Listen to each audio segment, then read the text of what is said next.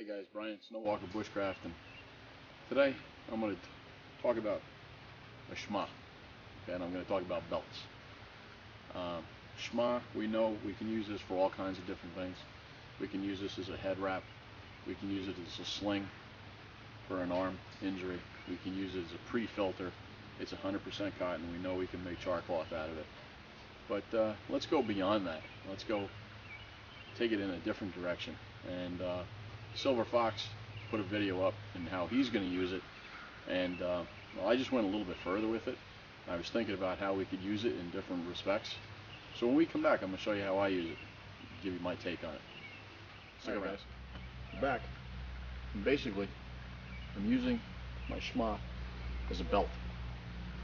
Okay, and I know this is not a great discovery by any stretch of the imagination. We've been using belts, we've been using sashes for a long time. We've always carried things on our belts, and this is just an improvement on the idea. If you're wearing a heavy bulky coat on the outside in the wintertime, we usually use a belt.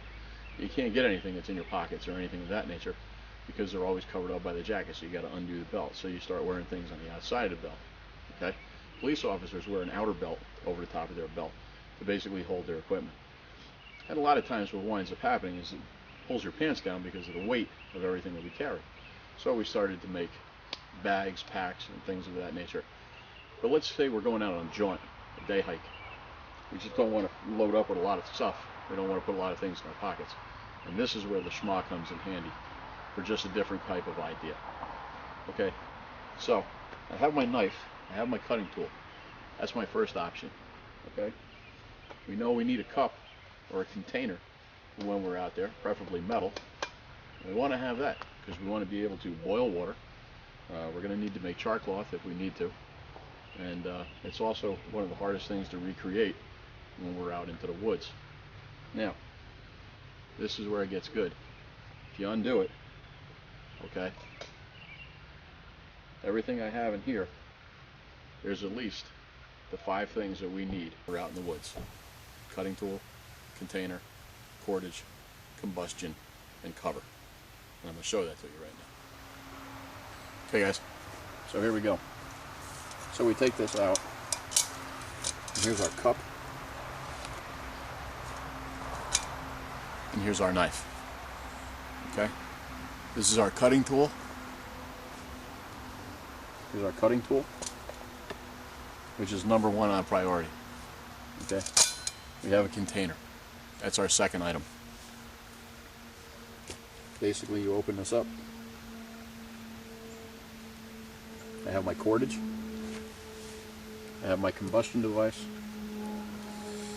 And I have my cover. Okay? It's an emergency blanket. This one's made by Adventure Medical Kits. It's one of the ones that I like the best. Okay? And a 50-gallon drum liner. Alright, so those are the 5 essential things that I need to definitely make sure that I can make it out there. Okay? Let's go for this a little bit further. When I come back, I'm going to show you some other innovations with this. Okay, guys? So let's just go a little bit further with this. Let's see what we can't really get something accomplished here. Let's say we want to take a better cover. We want something a little bit heavier. Well, there's a renewable, reusable space blanket. Okay? There it is. Okay. This is our cover. Okay? Very simply. Now, let's say we want to go and we want to add a bandana. Okay? We don't want to cut up our belt because we need our bandana. So we're going to put that in there. We want to put a combustion device in there. Well, we know that we can stick in our strike force. Let's go a little bit further. You know, we want to take a little bit extra. So, in here, in a small fire tip, okay, make sure that I have fire. I do have a wet fire cube in here, alright, but I have jute twine, I have some tinder quicks, I also have some fat wood and some birch bark underneath, just to keep this. Now I also have a tin that I can make char cloth in. So that's my fire components. We need cordage. So let's go with a larger roll of paracord. Alright. Now, we need some type of signaling devices. Okay, can we get a compass in there? Yeah, sure we can. We can get a compass in there. This is a complete navigation system that I have with signaling devices. Okay? We have a compass, we have a mirror for signaling by sight, we have an audible signal, which is my whistle, okay, and some ranger beads that have been attached. Alright? So we can use that. We can get that in there.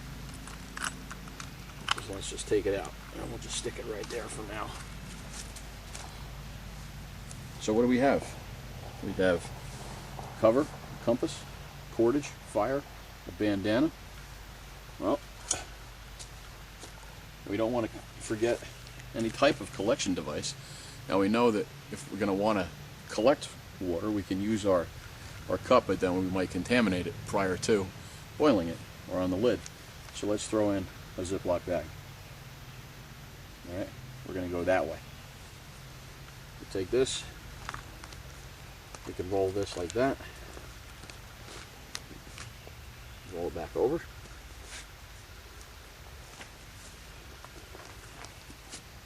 Basically roll the whole thing up.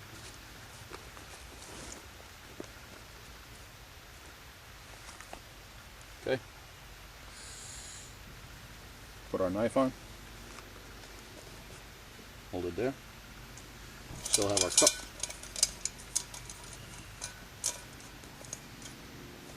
And there you go. Now you can tie this around your waist. Alright? And I'm pretty sure that that'll be pretty comfortable. It's not bad. It's not weighing on your belt. You can tie it off and you're ready to go. For the last scenario, let's take a look at the 10 C's of survivability. Let's see if we can get that in here. Let's run with a minimal approach and we'll see what we come up with. Alright, so we have our cutting tool, okay, and then we have our cargo needle. So that's 2 items that we have here. Alright, we need a bandana, so we're going to throw the bandana in there. Okay, let's lay it out like that. And we need cover. So let's go back to our emergency blanket and our 55-gallon drum liner. Okay, we know we need our compass. Okay, so we're going to throw our compass in there.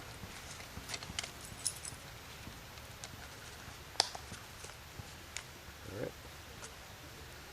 We know that we need our cordage. And we know that we need our cargo tape, or our duct tape, so we can make those up ahead of time. If we really want to go further, we can make one with bank line, with the paracord, and the cargo tape or duct tape. Okay, we know we need our combustion, and we have it, because we're going to be using our strike force. Okay, for a candling device, we have a small light. Okay, so we can stick that in there. Just in addition with that, something I have been trying and testing is the new Mini Inferno, as opposed to wet fire. I like it because this doesn't expire, so we're going to give that a shot. Plus, we also do have a tin that we can make char cloth out of. Okay, so we can throw that in there. And of course, we have our cup. So according to my calculations, that would be our 10 C's of survivability that we can all basically use in a Shemaugh, and that we can use it as a belt. So let me wrap this up here, and then when we're all done, I'll put it on for you.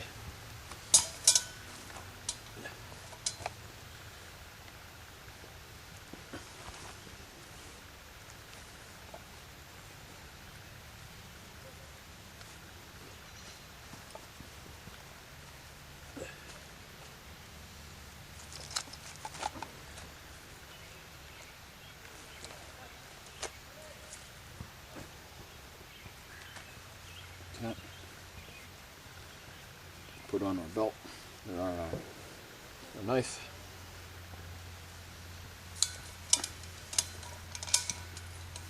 Put on our cup.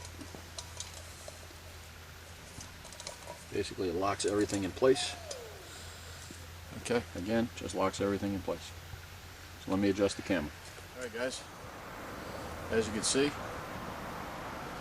I have it on. I just tied it with a square knot, go all the way around. See, it actually kind of conforms to my back. I don't really have to worry about anything. Got my cup. I got my knife. So I have everything, and that's pretty much the way I would roll if I was going to do something like this. So, in regards to the 10Cs, I did a minimalist approach. Could we go a little bit longer with some other items? Yeah, sure we could. Could we go a little bit better? Absolutely. We can put in a regular headlamp. You know, they make them small enough now where they can roll right up and you can tuck them right on in there. Do you want to use that other blanket? You know, we can use the reusable space blanket. Yeah, definitely. These are all things that you're going to custom tailor for yourself. The 10Cs is a great way to start out, and you're going to improve on that. You're going to improvise, you're going to overcome, and you're going to adapt to what works for you in the area of operation that you're in and in the climate that you're in. And that's the way that your kit should be used.